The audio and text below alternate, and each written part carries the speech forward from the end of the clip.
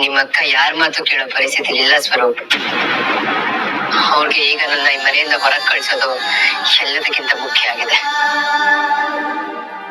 So ನಿಮ್ಮಕ್ಕ ಮನೆ ಒಳಗ್ ಬರ್ಬೇಕು ಅಂದ್ರೆ ನಾನೀಗ ಮನೆಯಿಂದ ಹೊರಗೆ ಹೋಗ್ಲೇಬೇಕು.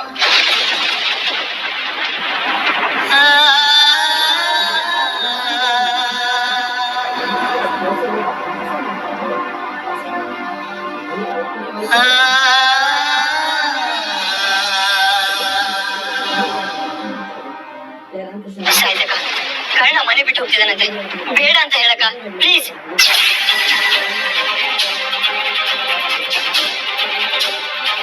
ಅಕ್ಕ ತಪ್ಪು ಮಾಡ್ತಿದ್ಯಾ ನೀನು.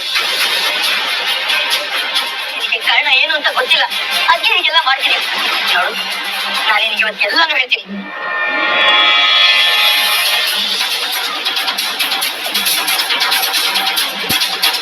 ಕಳ್ಳ ತುಂಬಾ ಒಳ್ಳೆಯವರಕ್ಕ. ಅವ್ರು ನಿನಗೋಸ್ಕರ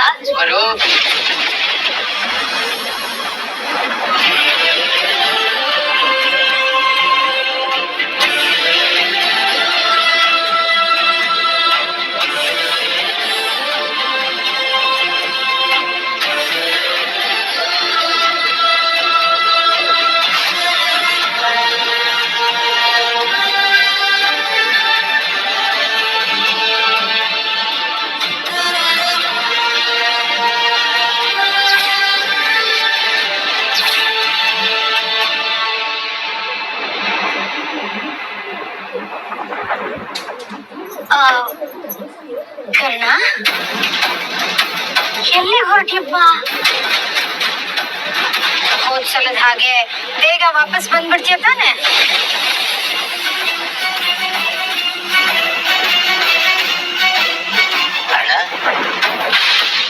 ನೀನ್ ನಿಜವಾಗ್ಲೂ ನಮ್ಮ ಮನೆಯಿಂದ ಹೋಗ್ತಿದೀಯಾ? ಹೌದು ಸರ್. ಈ ಕರ್ಣ ಜೀವನದಲ್ಲಿ ಮೊದಲನೇ ಸಲ ಸೋತಿದ್ದಾನೆ.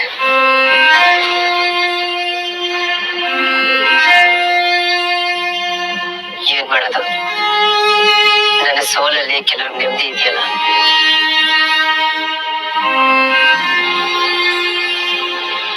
ಇಲ್ಲ ಕಣ, ನಿನ್ ಸೋಲಲ್ಲಿ ನಮ್ಮ ಮನೆ ನೆಮ್ಮದಿ ಖಂಡಿತ ಇಲ್ಲ. ಇವರೆಲ್ಲ ತಪ್ಪು ತಿಳ್ಕೊಂಡಿದ್ದಾರೆ. ದಯವಿಟ್ಟು ದಯವಿಟ್ಟು ಎಲ್ಲರೂ ಮಾತು ಕೇಳಿ. ಸ್ವರೂಪ್,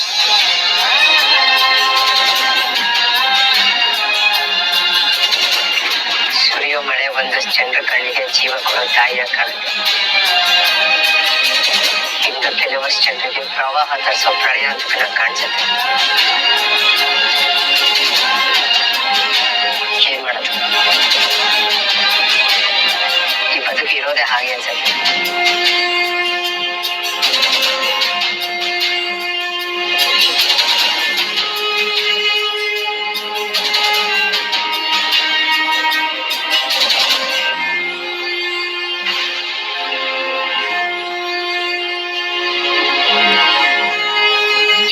ನಾನ್ ನಿಮ್ಗೊಂದು ಮಾತು ಕೊಡ್ತಾ ಇದ್ದೀನಿ. ನಿಮ್ ಮಗಳ ಜವಾಬ್ದಾರಿ ನಂದು. ನಿಮ್ ಮಗಳು ಸುಖವಾಗಿ ಬದುಕು ಹಾಗೆ ನೋಡ್ಕೊಳ್ಳೋ ಜವಾಬ್ದಾರಿ ನಂದು. ಯಾರು ಬರೆದ ವಿಧಿಯೋ, ಕೊನೆ ಇರದ ಮೊದಲ ಕಥೆಯೋ, ಸರಿ ತಪ್ಪು ಅರಿಯದೇನೆ ಗುರಿ ತಪ್ಪಿ ನಡೆಯೋ ವ್ಯಥೆಯೋ, ಇಂದು ಬರಿ ವೇದನೆ, ನಾಳೆ ಸಿರಿ ಸಾಧನೆ, ಇದಕ್ಕೆ ತಿಳಿಯೋ ಮನುಜ.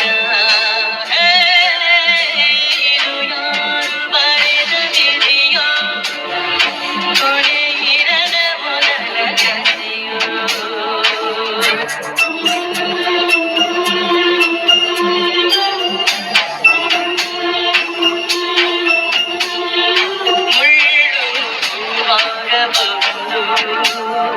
ಸುಳ್ಳು ನಿಜವಾಗಿ ಕಾಣಿಸಬಹುದೇ, ಆಸೆ ಹಾಡಾಗಬಹುದು, ಹೃದಯ ಗೂಡಾಗಿ ಕಾಣಿಸದು, ಕೈ ಬರಹಾಳಿಸೋ ಜಗಕ್ಕೆ ಎಂದೆಂದು, ಹಣೆ ಬರಹಾಳಿಸೋ ಶಕುತಿ ಪ್ರತಿ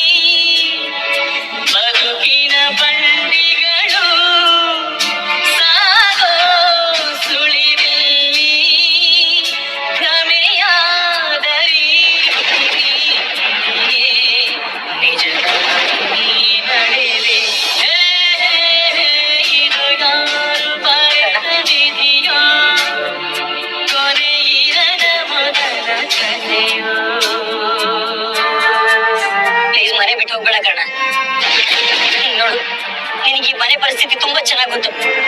ನೀನ್ ಇವಾಗ ಮನೆ ಬಿಟ್ಟು ಹೋದ್ರೆ ಸಾಹಿತ್ಯಕ್ಕನ ಪರಿಸ್ಥಿತಿ ಏನಾಗುತ್ತೆ ಅಂತ ಅನ್ನೋದ್ರ ಯೋಚನೆ ಮಾಡಿದ್ಯಾ?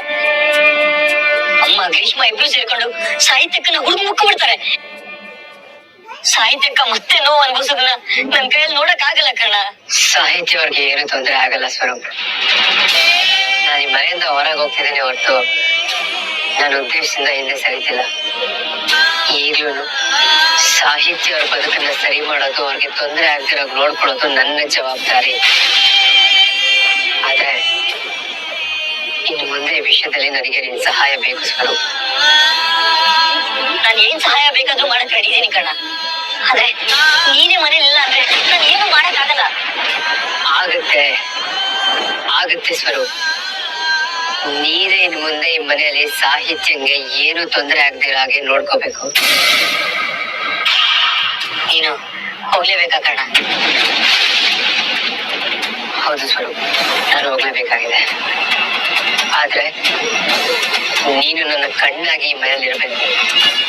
ಸಾಹಿತ್ಯ ಅವ್ರನ್ನ ಖುಷಿಯಾಗಿಡೋ ಜವಾಬ್ದಾರಿನ, ಅವ್ರಿಗೇನು ಆಗದಿರೋ ನೋಡ್ಕೊಳ್ಳೋ ಹೊಣೆನ ನಿನ್ ಹೆಗಲ ಮೇಲೆ ಹೊರಿಸಿ ಹೋಗ್ತಾ ಇದೀನಿ ಸ್ವರೂಪ್. ನಿನಗೇನೇ ಸಹಾಯ ಬೇಕಾದ್ರೂ, ಎಷ್ಟೊತ್ತಿಗೆ ಬೇಕಾದ್ರೂ ನನ್ ಕಾಲ್ ಮಾಡು. ನೀನೇನು ಯೋಚನೆ ಮಾಡ್ಬೇಡ. ಸಾಹಿತ್ಯ ಅವ್ರ ಬದುಕು ಹಾಳಾಗೋದಕ್ಕೆ ನಾನ್ ಬಿಡಲ್ಲ.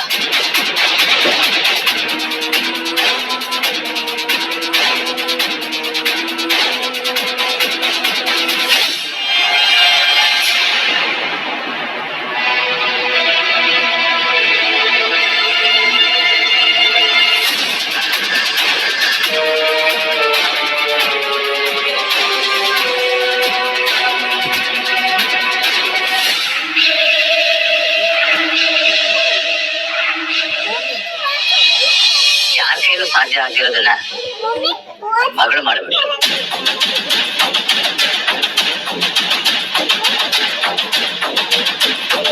ಯಾಕೆ ಒಂಥರ ಇದೀರಿ? ಏನಾಯ್ತು? ಏನೂ ಇಲ್ಲ ವೆಂಕಟೇಶ, ಅದೇನು ಅಂತ ಗೊತ್ತಾಗ್ತಾ ಇಲ್ಲ. ಆ ಹುಡುಗ ಕರ್ಣ ಮನೆಯಿಂದ ಹಾಗೆ ಹೊರಟ್ಬಿಟ್ನಲ್ಲ, ಏನೋ ಕಳ್ಕೊಂಡೆ ಅಂತ ಅನ್ನಿಸ್ತಾ ಇದೆ. ಸರಿಯಾಗಿ ಹೇಳಿದ್ರಿ ಮಾವ. ನಮ್ ಕಷ್ಟ ಎಲ್ಲ ಆ ಕರ್ಣನ್ ಜೊತೆಗೆ ಕಳ್ಕೊಂಡ್ಬಿಟ್ವಿ ನಾವು. ಇನ್ನು ನಾವೆಲ್ಲ ಆರಾಮಾಗಿರ್ಬೋದು. ಆಗಲ್ಲ ನಳಿನಿ, ಆ ಹುಡುಗನ್ ಕಂಡ್ರೆ ನನಗೇನ್ ಇಷ್ಟ ಇರ್ಲಿಲ್ಲ. ಅವನಿದ್ದಾಗ ಯಾವಾಗ ಮನೆ ಬಿಟ್ಟು ಹೋಗ್ತಾನೋ ಅಂತಾನೆ ಅನ್ನಿಸ್ತಾ ಇತ್ತು ನನಗೆ. ಆದ್ರೂ ಈ ಮನಸ್ಸು ಯಾಕೆ ಚಡಪಡಿಸ್ತಾ ಇದೆಯೋ ನನ್ಗಂತೂ ಗೊತ್ತಾಗ್ತಾ ಇಲ್ಲ. ಒಳೊಳಗೆ ಆ ಹುಡುಗ ಮನೆ ಬಿಟ್ಟು ಹೋಗ್ಬಾರ್ದಿತ್ತು ಅಂತ ಅನ್ನಿಸ್ತಾ ಇದೆ. ಕ್ಯಾಪ್ಟನ್, ಅದು ನಿಮ್ಮ ಒಳ್ಳೆತನ. ಶತ್ರು ಮನೆಗೆ ಬಂದ್ರು ರಾಜೋಪಚಾರ ಮಾಡ್ಬೇಕು ಅನ್ನೋ ಸದ್ಬುದ್ಧಿ ನಿಮ್ಗೆ. ಕರ್ಣನ ಶತ್ರು ಇಷ್ಟು ದಿನ ನಮ್ಮ ಮನೇಲಿದ್ದ, ರಾಜೋಪಚಾರ ಮಾಡಿಸ್ಕೊಂಡ, ಈಗ ಹೋಗಿದ್ದಾನೆ ಅಷ್ಟೇ. ಹೆಚ್ಚಿಗೆ ತಲೆ ಕೆಡಿಸ್ಕೋಬಾರ್ದು. ಹೆಚ್ಚಿಗೆ ತಲೆ ಕೆಡಿಸ್ಕೊಳ್ಳೋದಕ್ಕೆ ಅವನೇ ನಮ್ಮ ಹಿತೈಷೆ ಬಂಧುವೆ. ನಮ್ಮ ಸಾಹಿತ್ಯನ ಮೊದಲು ಕ್ಯಾನ್ಸಲ್ ಮಾಡಿದಂತಹ ದುಷ್ಟ ಅವನು. ನಮ್ಮ ಮನೆಯವರೆಲ್ಲರ ನೆಮ್ಮದಿ ಹಾಳು ಮಾಡಿದ ಕೇಳಿಗ ಅವನು. ನಾವು ಅವನನ್ನ ಮನೆಯಿಂದ ಓಡಿಸೋದಕ್ಕೆ ಏನೆಲ್ಲ ಪ್ರಯತ್ನ ಪಟ್ವಿ, ಆಗಿರ್ಲಿಲ್ಲ. ಆದ್ರೆ ಇವತ್ತು ನಮ್ಮ ಮಗಳು ಒಂದೇ ರಾತ್ರಿಲಿ ಅವನನ್ನ ಮನೆಯಿಂದ ಓಡಿಸ್ಬಿಟ್ಲು. ಏನೇ ಆದ್ರೂ ನಾಳೆ ನಿಮ್ ಮಗ ನಿಮ್ ಮನೆಗ್ ಬರೋ ಹಾಗೆ ಮಾಡೋ ಜವಾಬ್ದಾರಿ.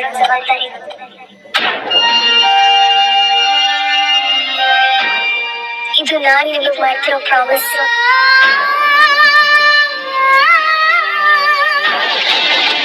ಬೇಷ್ ಕಣಮ್ಮ, ಕಳೆಗೂ ನಮ್ಮ ಕುಟುಂಬದವ್ರನ್ನ ಗೆಲ್ಲಿಸ್ಬಿಟ್ಟೆ. ಕರ್ಣನ್ನ ಈ ಮನೆಯಿಂದ ಓಡಿಸಿದ್ದು ನಮ್ಮೆಲ್ಲರಿಗೂ ಸಿಕ್ಕ ನಿಜವಾದ ಗೆಲುವು. ಅದು ನಿಮ್ಮ ಭ್ರಮೆ.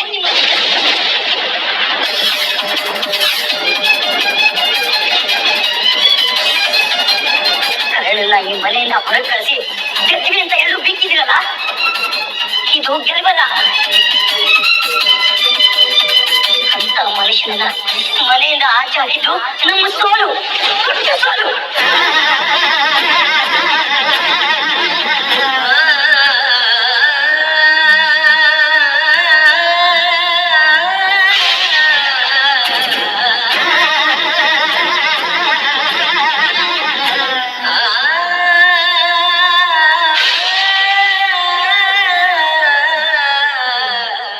ನಿಮ್ ಹಠಕ್ಕೆ ಸೋತು ನಿಮ್ ಮನೆಯಿಂದ ವಾಪಸ್ ಹೋಗ್ತಾ ಇದ್ದೀನಿ.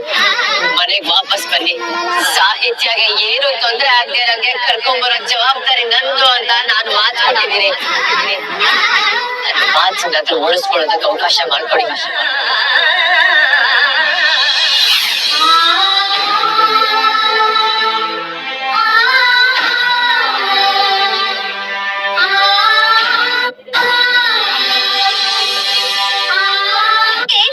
ಯಾಕೋ ನಿಂದ ಅತಿ ಆಯ್ತು ನೋಡು. ರಾತ್ರಿ ಇಷ್ಟೊತ್ತಾಯ್ತು, ಇನ್ ಎಷ್ಟೊತ್ತು ಅಂತ ಅನ್ನ ನೀರು ಬಿಟ್ಟು ಅವನಿಗೋಸ್ಕರ ಕಾಯ್ತೀಯ? ಸುಮ್ನೆ ಊಟ ಮಾಡಮ್ಮ ನೀನು. ಇಲ್ಲ ಬಾಬಮ್ಮ, ನಂಗೆ ಈಗಲೂ ಕರ್ಣ ಬಂದೇ ಬರ್ತಾನೆ ಅಂತ ಅನ್ನಿಸ್ತಾ ಇದೆ.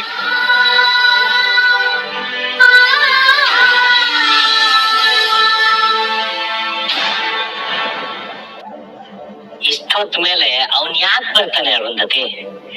ನಿನ್ ಸಂಕಟ ನನ್ಗೆ ಅರ್ಥ ಆಗತ್ತೆ. ಹಾಗಂತ ಊಟ ಮಾಡದೆ ಕುತ್ಕೊಂಡ್ಬಿಟ್ರೆ ಹೇಗೆ ಹೇಳು? ನಿಮ್ಗೆ ಯಾರಿಗೂ ಯಾಕೆ ಅರ್ಥ ಆಗ್ತಾ ಇಲ್ಲ? ಕರ್ಣ ಇವತ್ತು ಬರ್ತಾನೆ.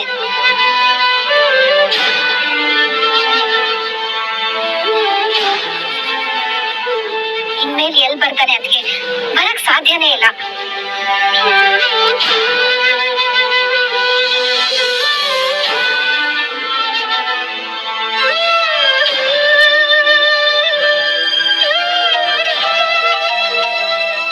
ಯಾರದಕ್ಕೆ ಕರ್ಣನ? ಅಲ್ಲ, ಸಾಹಿತ್ಯ.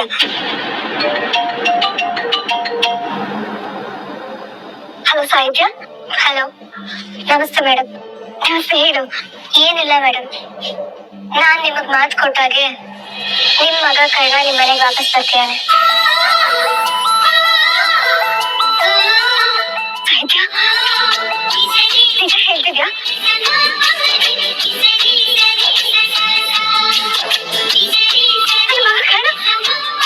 ಕರ್ಣ ಮನೆಗೆ ವಾಪಸ್ ಬರ್ತಿದ್ದಾನ?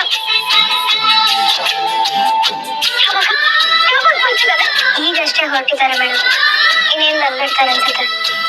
ನಾನು ನಿಮಗೆ ನೆಟ್ಟಿಗೆ ಬರೋಕೆ ಸುಳ್ಳು ಆಗ್ಲಿಲ್ಲ madam. Thank you so much.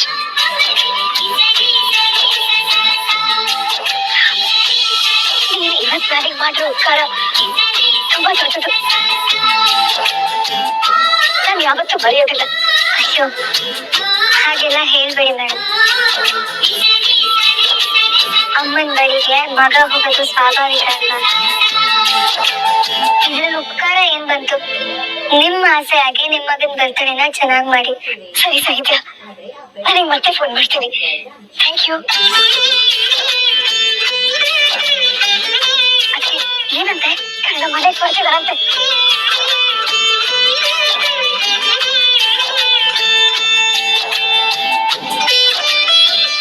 ಸಾಹಿತ್ಯ ಮನೆಯಿಂದ ಹೊರಟಿದಾರಂತೆ.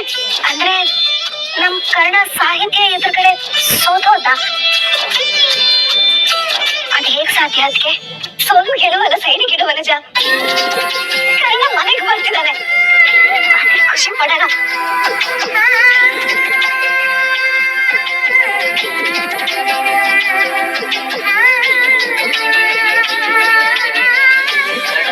ಸಾಹಿತ್ಯ ಮಾತು ಕೇಳಿ ಮನೆಗೆ ವಾಪಸ್ ಬರ್ತಿದ್ದಾನಂತ. ನಾನ್ ಯಾಕ್ರಿ ಸುಳ್ಳು ಹೇಳಿ? ಸಾಹಿತ್ಯ ಫೋನ್ ಮಾಡಿ ಹೇಳಿದ್ದನ್ನೇ ನಾನ್ ನಿಮ್ಗೆ ಹೇಳಿದ್ದು. ನನಗೆ ಗೊತ್ತು ನೀವ್ ಯಾರು ನಂಬ್ತಾ ಇಲ್ಲ ಅಂತ. ಇನ್ ಸ್ವಲ್ಪ ಹೊತ್ತು ಕಾಯಿ, ಅವ್ನು ಬಂದೇ ಬಿಡ್ತಾನೆ.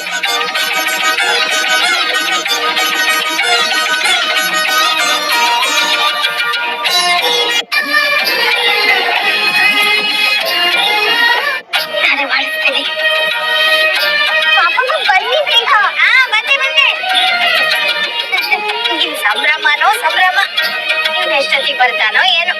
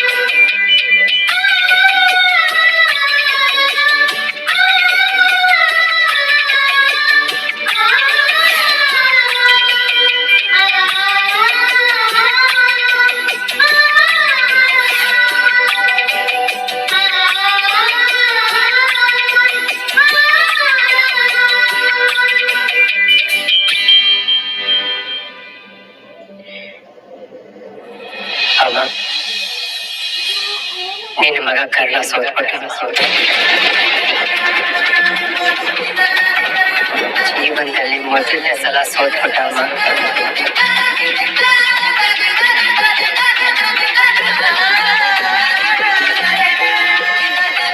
ಇರ್ಲಿಕ್ಕಲ್ಲ, ನನ್ನ ಮಗ ಸೋತಿದ್ರು ಒಂದು ಒಳ್ಳೆ ಉದ್ದೇಶಕ್ಕೆ ಸೋತಿರ್ತಾನೆ ಅಂತ ನನಗೆ ಗೊತ್ತು. ಹೋದ ಉದ್ದೇಶನೇ ಈಡೇರಿಸೋದಕ್ಕಾದ್ರೆ ವಾಪಸ್ ಬಂದಿದ್ದೀನಮ್ಮ. ಇನ್ನು ಇಲ್ಲಿ ಒಳ್ಳೆ ಉದ್ದೇಶ ಕೆಟ್ಟ ಉದ್ದೇಶ ಸೋತಿದ್ದೀನಿ ಅನ್ನೋದಷ್ಟೇ ಸತ್ಯ.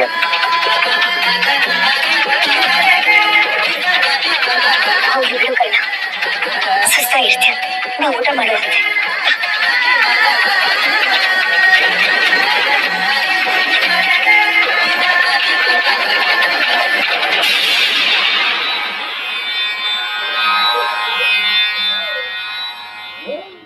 ಇಲ್ಲಮ್ಮ,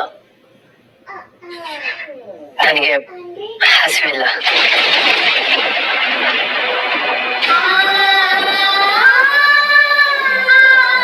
ಅಲ್ಲ ಕಳ್ಳ, ಅಮ್ಮ, ನಾನು ಸ್ವಲ್ಪ ಹೊತ್ತು ಒಬ್ಬನೇ ಇರ್ಬೇಕು ಪ್ಲೀಸ್.